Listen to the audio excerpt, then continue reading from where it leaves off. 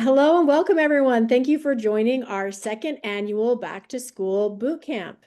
We are so excited to have you join us today. Just a quick reminder, if you have any audio issues, to check your device's settings. If you have questions, you can use the question box, or we will have chat enabled for this session as well. So you go ahead and put your question in the chat, and one of our moderators will do our best to answer your question, or we'll let Eric know if there's a question for him to answer as well.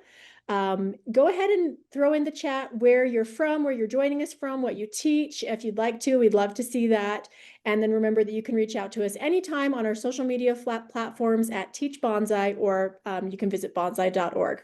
I'm Natalie Hollingshead. I'm a member of the education team here at Banzai, and this is session 1, the Bionic Educator, with Eric Curts as our keynote speaker. So a little bit about Eric. He has been in education for 34 years and currently serves as a technology integration specialist for Spark in North Canton, Ohio. He also provides keynotes, professional development, and consulting for schools, organizations, and conferences around the world. In fact, that's how we learned about Eric, is that we've seen him at so many different conferences, and he's just an amazing presenter.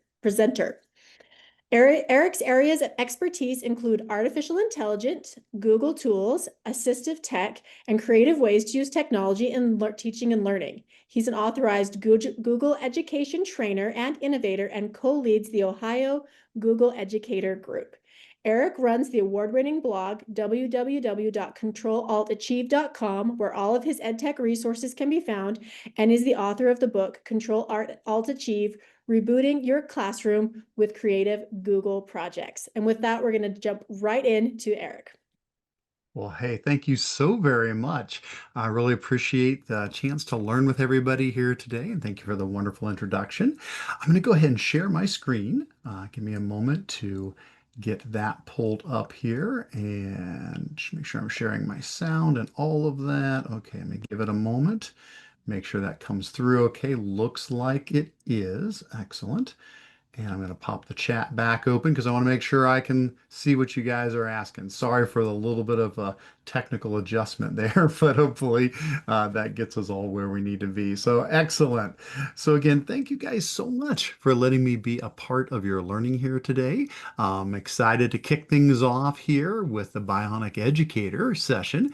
Wonderful introduction. I am going to run through a couple of quick intro slides as well. There might be a small similarity between some of those things, but real quick. So hi, everybody. Again, my name is Eric. I just finished, my 33rd year in education, heading into year 34. I was a middle school math teacher, loved that, but then also loved technology. So I moved into a role as a tech coach many years ago, and that's what I do. That's my day job, helping support schools up here in Northeast Ohio as part of that job at the local ESC. And then on the side, I do consulting and training all around the world. I run a website called controlaltachieve.com. This is what that site looks like. I'll drop that link into the chat so that you can pull that up now and maybe take a look at that when you get some time later. That's where I share out all of my resources. Everything's there, hundreds and hundreds of blog posts going back for many, many years.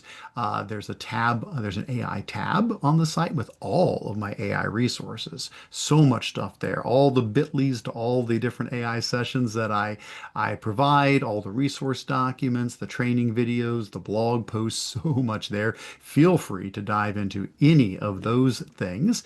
Also on the site, there's my webinars, my newsletter. There's a contact tab with loads of ways to stay in touch. I would love to keep learning with you guys after today, whether it's social media or whether it's, my Facebook group, my email newsletter, my YouTube channel, whatever. Find what works for you to stay connected. So again, all of that, you can get to everything there at controlaltachieve.com. Outside of all of the ed techie things, I'm also a proud grandpa. Always got to give a shout out to the grandkids, Gavin and Morgan, and then all of my different hobbies and interests and things like that. Just a little bit of that side of me. We already mentioned about ways to stay connected. Again, you can get to all of that through the Control Alt Achieve site. And I already mentioned the AI resource page. Either one of these links will get you right to that. Or just go to Control Alt Achieve and click on the AI button at the top, and you'll be good to go. So, excellent. All right. Well, enough of the intros. Let's get on into the Bionic Educator. What is this? AI in education. What are we talking about here today? All right. Excellent. Well, to kick things off with, let's begin this way with some recent news. Now, when I say recent, I mean within the last couple of months. Bill Gates actually was doing some sort of an interview, and they were asking him about, the future of AI, and he had some interesting things to say that kind of are a good kickoff to what we're talking about here today. He said that over the next decade, advances in AI are going to mean that humans will no longer be needed for most things in the world. Okay, so that's a pretty bold statement. Now, he went on to say, okay, well, not just yet, not at the moment. Right now, expertise is still rare. So things like, a great doctor or a great teacher, and I'm probably speaking to a lot of educators here today, that is something that is still very rare. But he said with AI over the next decade, that will become free and commonplace. Great medical advice and great tutoring. So basically, he made a statement that caught the attention of a lot of educators who are basically saying, Hold on a second. Are you saying AI is going to take our place? That AI is going to be able to be a great teacher?" And that is kind of the kickoff for what we're talking about here today. We have a question that we're going to be exploring throughout the session, which is basically, will technology ever replace a teacher? Another way we could word that would be to say something like, who or what is the best teacher in the world? My plan is by the end of this session to give you my answer to that question. And we'll go on quite a journey between here and there to try to understand what this is all about and get to my suggested answer for that question. Now, this is not a new question. The idea of, will technology take the place of a teacher? Who is the best teacher in the world? For years, I've done keynotes, and there was one I used to do called The Big Blank Wall. Haven't done that one in a while, but during that keynote, I would often ask the question, so what jobs do you think are going to be gone in the future when our students graduate and head off into the workforce? Trying to basically get teachers to think about, preparing students for their future. And I would usually have like a Google form or something like that where I would say, hey, submit your ideas. Well, here's an example of a word cloud from one of those keynotes when I did that. And you're probably not surprised by things like, oh, we think cashiers, those jobs will probably be gone, and bank teller and, postal workers, factory jobs. The point is, every time I did this, anytime I did this survey during one of those keynotes, somebody would say, teachers. And they did on this one as well. So you can see teachers was listed here as well as librarian. And it got me to thinking years ago, is this something educators are worried about? Here I am, an ed tech coach, trying to convince them to embrace technology.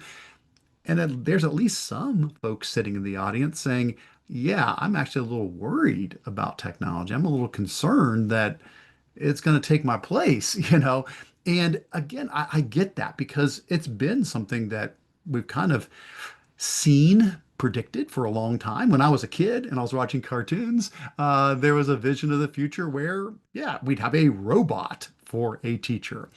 Here's a couple more similar images here. This one, I don't know where it's from, but it's an old illustration predicting the year 2000, which I mean, clearly has come and gone. But back then, they envisioned a future where a teacher was basically reduced to a role of just dropping books into this machine. The machine gets cranked, then the knowledge goes up through the wires and comes down to the students' heads, and that is how they learn. So, well, except for the student who's doing the cranking, I guess. So the teacher is really reduced to just dropping books into a machine. Technology has replaced them. Here's another one. Again, don't know where this one's from, but this was a prediction of the future where, again, students are learning in a class, but there's not an actual teacher in the class. It's like a video screen up front that's doing the instruction, and they're learning their math. Now, I will say this one is a little odd in that there are these red balls on the end of these long poles, and if they get the wrong answer, they do come down and whack them on the head. So a little concerned about that vision of the future there, but nevertheless, no teacher in the classroom. Here's another one. Now, this one I do know where this prediction came from because in the bottom corner it says the Chicago Tribune. 1960. So over 60 years ago, they were predicting a future where, again, technology has mostly supplanted the educator. Here's the student learning at home around a big device, basically like a computer. There's a TV instructor, so maybe that's YouTube or Google Meet or Zoom or something like that. There's an electronic notebook, which could be Google Docs, I guess. And here's some test questions. Looks like Google Forms. Honestly, this one's not all that far off. This kind of looks like what it looks like to learn at home. I would say though they didn't do a good job of predicting Wi-Fi because the device still has rabbit ears coming out of it. But otherwise, honestly, it's not that far off. But here's the point of what I'm getting at. This isn't a new concern. It's not a new question. We've wondered about this for a long time. What impact is technology going to have on education? Will technology take the place of a teacher? Well, I've been in education for 33 years and I've seen a lot of stuff come into the classroom, whether it was, computers or the World Wide Web or YouTube, where you can learn pretty much anything. And all along the way, people do wonder. They say, oh, is this the thing? Is this the thing that's gonna take the place of teachers? Well, so far, no, we're still here. But what happened about 2.5 years ago? Yeah, about 2.5 years ago, a new contender stepped into the ring. Yes, what happened? ChatGPT launched. And all of a sudden, here we go again. Suddenly, everybody's saying, oh, hey, is this the thing? Is this the technology that's going to take the place of teachers? Basically, artificial intelligence. So that's what we're looking at here today is hmm, artificial intelligence, what does it bring to the fight? What is it bringing into the classroom and what impact does that have on educators? So let's do this. Since we're talking about AI, let's first of all just make sure we're all on the same page here. That when I talk about AI in general, I'm meaning anytime a computer does something that normally you think you would need a human for. So I mentioned before that I've got grandkids, and I use something like Google Photos to, store all my images. Well, if I go on there and I type in my grandson's name, Gavin, it will find every picture of Gavin. Well, I didn't go in and label those one time. I was like, oh, this is Gavin, And now the AI that's built into the Google Photos tool can identify all of the images of Gavin and bring them to me. So that's an example of something that you normally think, oh, you need a human for that. If a computer can do it, yeah, that's in general, that's AI. Now, we've had that for years. If that's all AI did, we would not be having this conversation today because that's not enough to, change the world. But what is this new type of AI, generative AI. And again, just to make sure we're all on the same page, everybody, kind of is looking at this the same way. When I talk about generative AI, I mean the new things like ChatGPT and Gemini and tools like that that can create content. So they're not just answering, questions and pulling up information and identifying faces. They're actually generating new content, writing text, making images, music, videos, code, actually creating content. And I'm going to greatly oversimplify this, but basically, how does this work? Well, in essence, what we do is when I say we, the computer companies, these massive companies, Google and OpenAI and Anthropic, they take a massive data center and they train the computers on as much data as they can give it. Basically, they feed it every book ever written, every website that can be browsed, images, videos, audio. They train it on trillions of pieces of information, and then it learns from it. It makes connections. Let's put it that way. It makes connections between all the information. So when we ask it a question, it can then generate new content from all of the connections that it has made. And this this is going to have and is having a big impact on the future. Now, we can't predict, we can't say for sure, but there have been studies done saying, yeah, I mean, we could be looking at 300 million jobs getting impacted over the next 5 years. 30% of occupations, 23% of global jobs. Again, these are just estimates. We don't know for sure, but it's going to make a big difference in the jobs now and going forward. And the type of jobs, yeah, it's not the ones I showed you earlier, like cashier and bank teller. Yeah, technology already came for those jobs. We're talking about jobs that involve creating things, content writing, journalism, programming, medical diagnostics, translation, financial analysis, marketing, even like art and design, making images, making music, and yes, education and tutoring. They are being impacted by this new powerful technology. So, will this technology replace a teacher? Who or what is the best teacher in the world? Let's answer that. Let's do a deep dive. So what we're going to do is we're going to take a deep dive into AI. Let's see, what is AI bringing to the fight? What does it have? What can it do? So we're going to look at today, right now, what's kind of on the cutting edge of AI technology. What can it do? And let's see what impact that might have on education. So what I'm going to do is I'm going to run through a whole bunch of examples and I'm going to do them in categories. So remember I said, AI is when a computer does something that normally you would need a human for. So we're going to take different skills that normally we associate with a human, and let's see how AI can handle them. So, for example, language processing. We'll start off with something as simple as that, language processing, being able to understand what words mean and work with words. Okay, so again, AI, well, it's been doing this for a while. We've had things like Gmail Smart Reply, Gmail Smart Compose, Google Translate. We've had AI tools that could understand words, but now, yeah, now we've got ChatGPT, we've got Gemini, we've got Claude from Anthropic. We've got these tools that can really understand language and generate new language. So let's take it for a spin. Let's try something out. So I'm going to pull over Gemini real quick here. So here is Gemini on my school account. I'm going to pull that up real quick.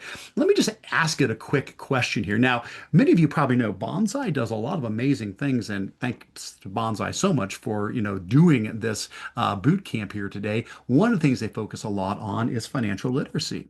So let's say maybe I want to learn about that. I could go to a tool like Gemini and say, explain in detail the concept of responsible credit card usage. I mean, just one small piece of using money properly, but I could ask a question like that, and if I drop that into Gemini, it's not Googling the answer. It's not just, copying it from a website somewhere. It's literally generating this response. What just showed up here? Yeah, that never existed in exactly those words before. That is a unique answer to that question. If I ask this exact same question a second time, I'll get the same general information, but I won't get the exact same words. It generates it live every time that I ask it a question. And of course, it's a conversation, so I can say, hey, this is great. This helps me understand this, but I'm working with, elementary students maybe, and I'm trying to teach them about this. Explain this in simple terms that would be understandable, engaging for an elementary student. Well, now Gemini can say, sure thing. Imagine a credit card like a magic ticket to buy things, but this ticket isn't free, and now it's covering the same concept, but putting it into simpler, more understandable terms. I could really have fun with it and say, hey, let's create a poem or a song or something like that that could be used to teach this to elementary students, and it will generate some lyrics to a song or words to a poem that cover this. We'll actually see this come back later because I did do this yesterday, and there might be a song later on in the presentation, so hang on and we'll see if that comes back up. But that's the thing, AI now can do amazing things with language processing. And if that was it, if I said, and that's it, we are done, that's all AI can do, that would be enough to revolutionize the world. Just to be able to take questions and provide text responses, just there, that would be enough to change things. But it doesn't stop there because AI can do a lot of other things that normally you think you need a human for. Image processing, absolutely. So again, we've had this for a while, like Google Photos and Google Lens and tools that can look at an image and tell you what it is and things like that. But now this is all being built right into the AI tools, like in Gemini or ChatGPT. I can upload an image and it can understand what the image is. You you may have noticed when I was doing the intro, I mentioned about how I'm a little bit of a nerd. I mentioned some of my hobbies. I mentioned board gaming. You might have seen that on that slide where I mentioned some of my hobbies, board gaming. Here's a small collection of some of my board games. I've got quite a few more than this. But a while back, I wanted to take all the board games I have and I wanted to make a spreadsheet listing all of them because again, I am a nerd, so of course a spreadsheet would make perfect sense because I want to know what games I have if somebody comes over and stuff like that. So I didn't want to take the time to type them all in, so I literally took a picture of my shelves, uploaded it into Gemini, and basically said, can you make a spreadsheet for me of all the games I own? And it did. It identified all the games. It made a spreadsheet with like the title of the game, the number of players, the genre, the whole thing. And now I use that spreadsheet and I continue to develop, as I get new games, I add to it. So it's amazing.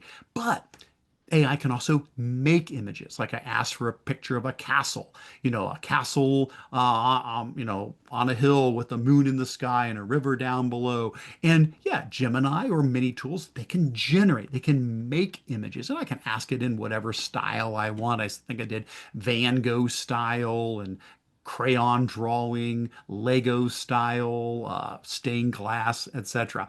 And there are so many tools that can do this. I mean, these are just a handful of things like Ideogram or Canvas text to image tool. ChatGPT can make images. It's actually really good with like text. Like this here, that is completely from ChatGPT. I asked it to make an infographic comparing these two different types of trees. And it didn't just make the images, it added the words. And you've seen this kind of stuff, I'm sure, but like you can upload your own image and say, hey, take this picture and modify it. So like I asked ChatGPT to, change me into a Muppet, I guess, or some street art, a marble statue, some paper folding, origami. Here I am as a Pixar character, a Van Gogh style painting, doodle painting. Here I am as a knit doll, which I should mass produce those. Those are pretty cute. Maybe I should make those. Some pop art, anime, a pirate. You get the idea. And so yes, AI can now process images, but it can generate images as well. But it doesn't stop there. AI can handle music.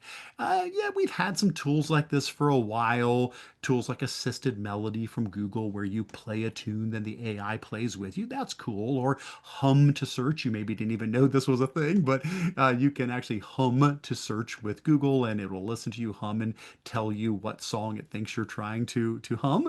Or YouTube has the Freddie meter. This one's fun. You can see how well you sing like Freddie Mercury, and the AI will listen to you and evaluate you on your pitch, melody, and timbre. And yes, I did get a 61%, but that's the best I ever got, and it wasn't that good.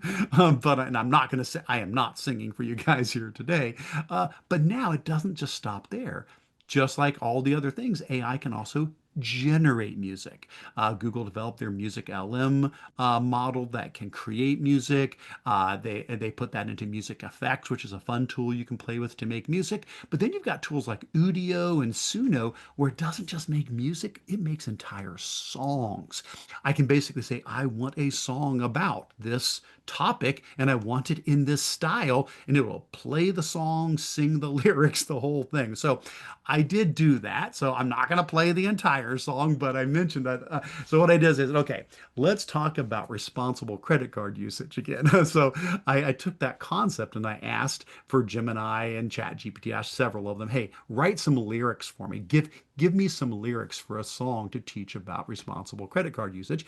And then I said, make it a catchy tune and blah, blah, blah, blah, blah. And I just put that into Suno. That's the tool I use, Suno. That's the one I used. So I pasted in the lyrics, I described it.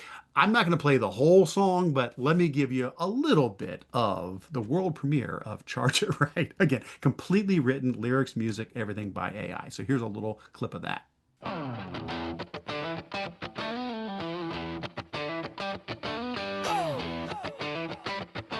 I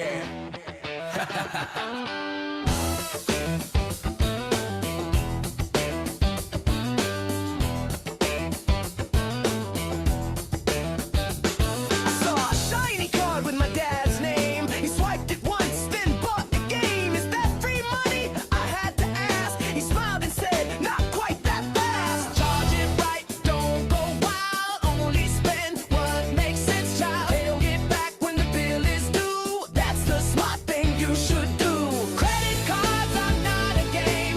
Use them wisely, earn good names. Spend with care and you go far. Be a money superstar. Be a money superstar. Be a money superstar. If I buy Okay, I'll pause it there. It goes on for about 3 minutes. It's really good. It's a great song. So yeah, so there you go. So basically, yeah, and I've done this to create, songs to teach all kinds of concepts. Whether it's finding the area of a trapezoid, or food webs, or trailers for books.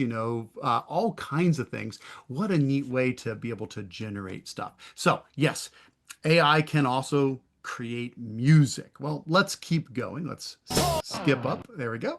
What else can it handle? Speech. Yeah. If it can sing, it can definitely handle speech, which again, not a new thing. We've had speech recognition for a long time. Things like, in Google Docs, you can use voice typing where you speak and it types up for you. There's really cool things like automatic captioning for slideshows in YouTube, or tools like Read Along. This is a great one for younger students where the student reads a book and then the AI listens to them while they're reading and helps, correct them if they get stuck, or encourage them, track their fluency. There's tools like Interview Warm Up, where students can practice mock interviews that they speak and the AI listens to them, and then it gives them feedback on how to improve it.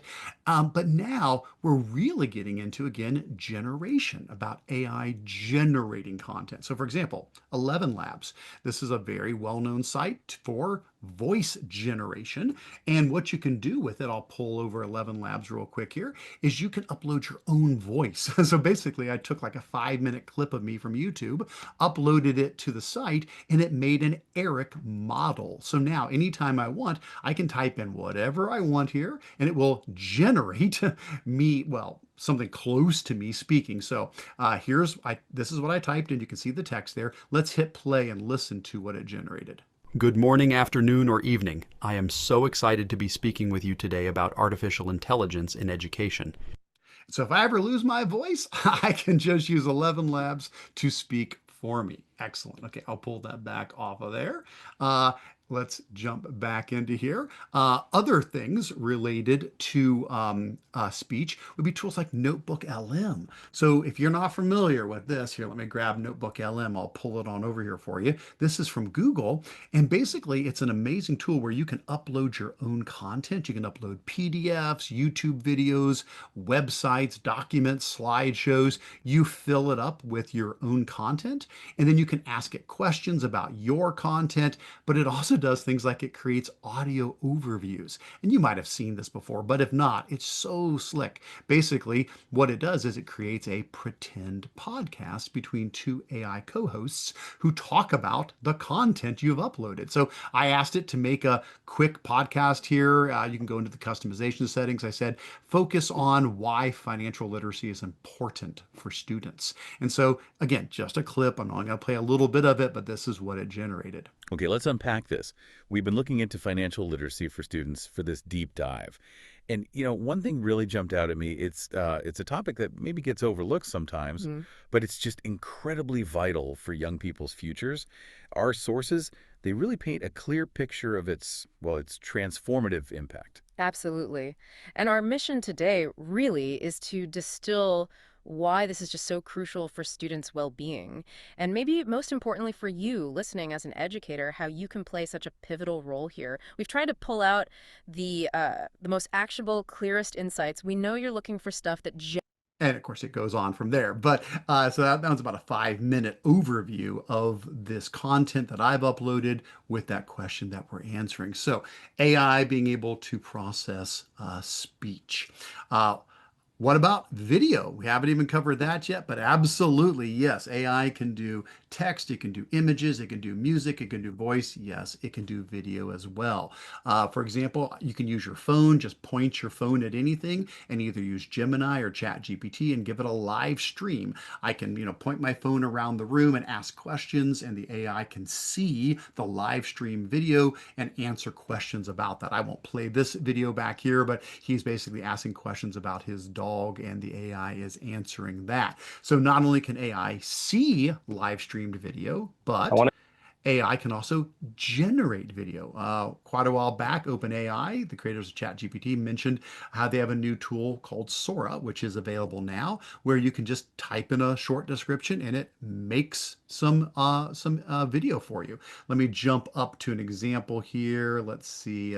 So here's one. The prompt was a litter of golden retriever puppies playing in the snow, and just from that one prompt, it was able to create these incredibly cute puppies, and they don't exist. These are not real puppies. I wish they were, but they're not. They're completely AI generated. And then after that, Google went a step further and they announced VO3, which not only generates videos, but it can add audio to the video. So I said, make a video of somebody walking down a school hallway, saying, and I gave it some, a script to say, which comes from our keynote here today. So I'll just play it and you guys can see. Again, this is completely AI generated, the video, the audio, the entire thing. Will technology ever replace a teacher? Who or what is the best teacher in the world? And so basically by giving it a script, telling it what I wanted, it was able to create that gentleman, the hallway, him walking, him speaking, and you can string these together and create entire videos out of that. Now that's creating brand new video, but we also have tools that can modify video. Here's one where I take an original video of me doing an intro for a conference, and then I modify it with this tool called Hey Gen. So here's the original, and I'll just play a teeny little clip. This is the original video. Good morning. My name is Eric, and I am so excited to be learning with you today. Thank you so much for having me here for the technology conference. All right, so that was the original video. What I did then is I took that video, I uploaded it to Hey Gen, and I said, put this in Spanish for me. And this is what it generated.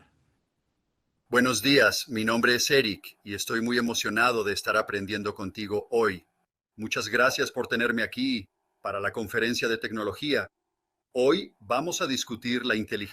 And so, yeah, it took my voice, put the words in Spanish, but it moved my mouth to match what I was saying. So, yeah, amazing being able to alter existing videos. And on and on and on. We could talk about things like code processing, something we used to think only humans could understand code. Nope.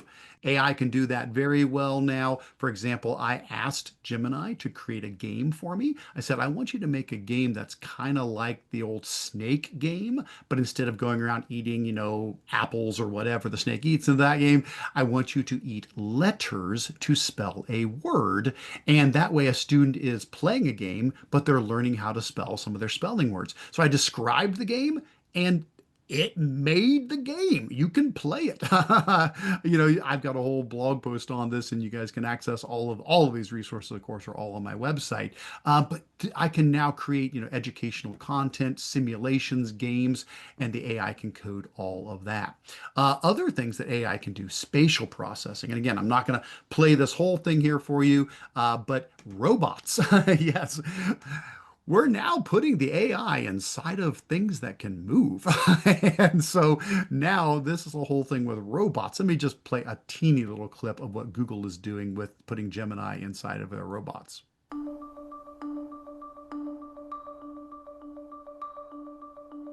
We're bringing Gemini 2.0's intelligence to general-purpose robotic agents in the physical world. To be helpful, robots need to be interactive, responding live to your actions and your voice. I'm going to try to skip up a little bit here and see if I can find a spot that I wanted to show you a little bit later on in here. There was one where he was doing, let me see if I can find it here. Can you flip the red die so that it matches the number on the green die? Many robots can execute predefined actions, But these movements are not predefined. The robot is reasoning both about what it sees and how to move. It figures out how to make the red die match just like we asked. And this generalization goes even further. This same model can generalize to tasks like this one that it's never been trained to do. Pick up the basketball and slam dunk it. Keep in mind, these are objects the robot has never seen before. But by leveraging Gemini 2.0's understanding of concepts like basketball and slam dunks, the robot figures out the task. We're now inviting more. So there you go. So not just a pre-programmed robot, but a robot that actually has AI in it and can make choices and decisions based upon the AI that is powering it. Now, that is a wide range. We have covered so many different examples of what AI can do. I've got one more example to show you. And here's what it comes down to. Maybe one of those things that I showed you so far was your, let's call it your aha moment. Your moment where you're like, oh my gosh, yeah, wow, AI has really come a long way. I thought it could just do X, Y, Z, but oh boy, it can do that. Maybe wasn't today. Maybe it was one of these things 6 months ago or a year ago. I'm not sure when your aha moment was, but I think we've all had one of those where we're like, okay, yeah, this is different. This is going to impact the classroom, the world. For me, I'm going to talk about my aha moment, and it was with logic processing. So for me, this happened quite a while ago, actually. This was back in 2016. So we're coming up on 10 years ago when this caught my attention. And what this was, if you're not familiar, this was a game being played between the world's greatest Go player, Lee Sedol, and an AI-powered system called AlphaGo from Google. The game they're playing is a game called Go. If you're not familiar with it, basically it's an ancient Chinese game, and you're putting these discs on the board, trying to control different regions. And here's the thing. This game, although the rules are pretty straightforward, it is a game that has for many years been like the holy grail of AI research, with the understanding that most likely there will never be an AI that can properly play this game. Now, why? You may say, why would that be so difficult? I mean, AIs can play checkers, they can play chess, things like that. Well, the problem with Go, the thing that makes it a challenge, is because when an AI plays checkers, let's use that as an example. If an AI is playing a game of checkers, it's not so much that it's really thinking as much as it's just trying every option. If it looks at a checkerboard, it can go, oh, these are all my possible moves. Let me test every move and see which is the best. Oh, that's the best move. It can actually process that. There's enough, CPU power to process that. That's the problem with Go. Go, it's too big of a board. It's too large. There are too many options. To put it simply, there are more possible arrangements of the board. There are more possible moves in the game of Go than there are atoms in the universe.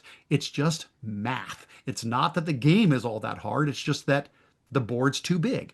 It's just exponents. Basically, there are more possible ways to arrange the board than there are atoms in the universe. So what does that mean?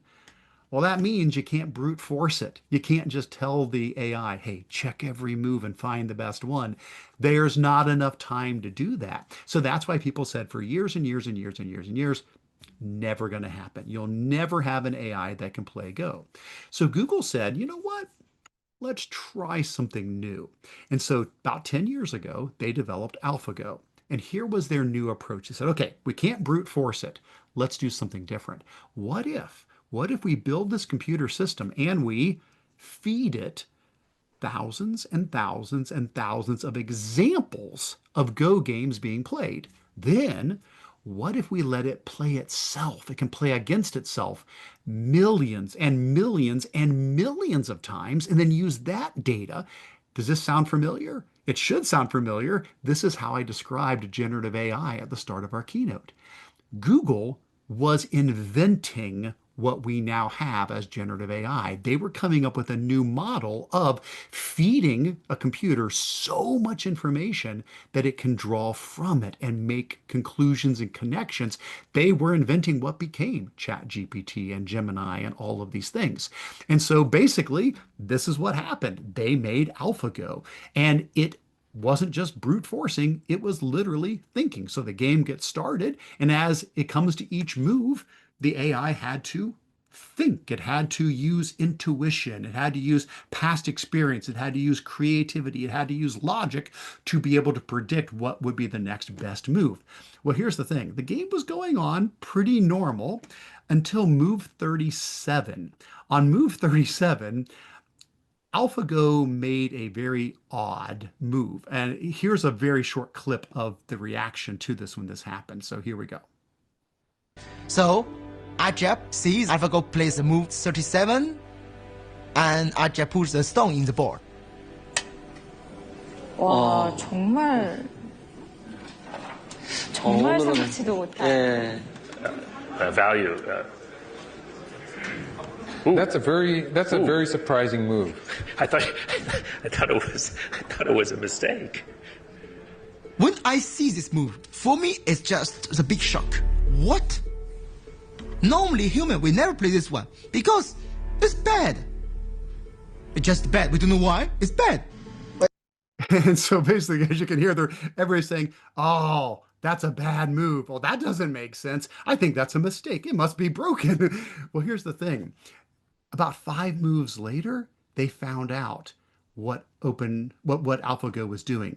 It had a whole strategy that no human had ever even thought of. So like 5 moves later, everybody's like, "Oh my gosh, that's what it was doing." It was coming up with new ways to play the game that no human had ever even thought of before. It wasn't breaking any rules. It was just thinking outside of the box and doing things nobody had ever thought of before. And it won. It beat Lee Sedol, the greatest living Go player. That was my aha moment, move 37. Now, I don't know what your move 37 is, but for me, that was it. That made me think, okay, guys, this is different. This is now going to truly impact our world. This is a computer using creativity and thinking and reasoning, something we have not seen before. So I guess here's my question. Whatever your aha moment was, whatever your your move 37 was when it first, caught your attention, my question is, what's our response to it? How do we respond to when AI does something that kind of shocks us and like, I didn't even realize it could do that, Do we push back? Do we fight against it? Do we say, shut this down, block it in our schools, put it in the filters, time to shut this down? Do we ignore it? Do we say, how many years left till I can retire? Can I get out of this before I have to deal with this? What is our response when we see the power of what this tool can do? Now, again, this is not a new thing because for years, schools have dealt with technology that makes an impact on the way schools normally do business. Go back into the 1970s, it was pocket calculators. Back then, calculators became so cheap that anybody could own one. And now suddenly, students could just bring a calculator into math class, and the schools understandably started panicking about this. Here's this article from the New York Times where Dr. Vogely, the superintendent, was being interviewed. And he says, well, since schools still stress computation skills, a calculator might not be a wise present for a young pupil. Teachers will view them as a crutch, and this is an accurate view if you look at the curriculum. Now, here's the thing. I understand, Dr. Vogely. I get it. I understand the fear. I totally get it. I understand the fear. I understand the worry. I understand the pushback. That's human nature, and I completely get that. As much as I understand it, I don't think this is the right answer. I don't think the right answer is shutting it down, pushing it away, fighting back against it. What do I think is the right answer? Well, for that, here is our final little story. This is going to bring us to ultimately the answer to the question we started with today. So, 20 years before AlphaGo, there was another game being played between a computer and a human, and it was chess being played between IBM's Deep Blue and Garry Kasparov, the greatest living chess player at that time.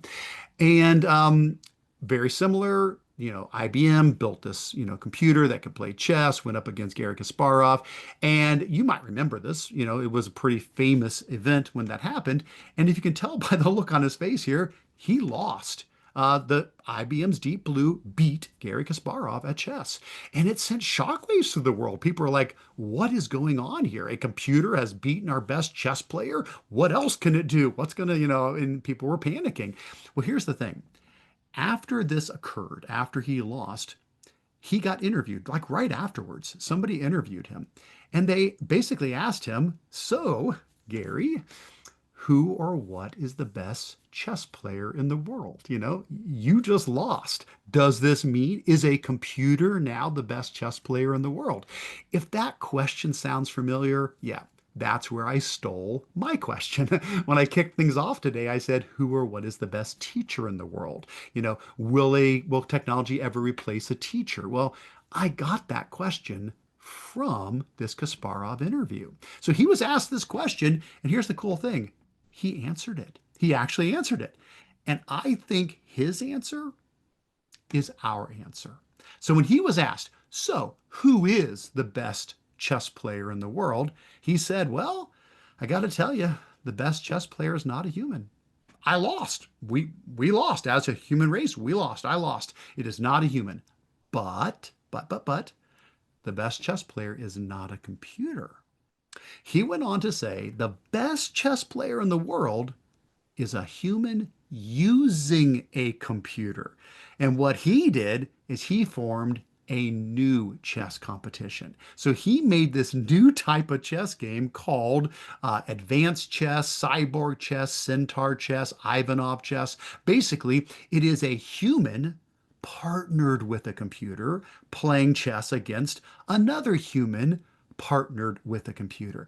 The best of both worlds. Not the computer replacing the human or the human fighting against the computer, working together. And he said it raised the level of chess above anything ever imagined. The best chess ever played when humans and computers worked together. And we heard similar things with the AlphaGo games and Go and people playing that, saying, yeah, they've been inspired. They are now trying new things they've never even tried in the game because of what they have seen AlphaGo be able to do. Okay, so where does all this leading up to?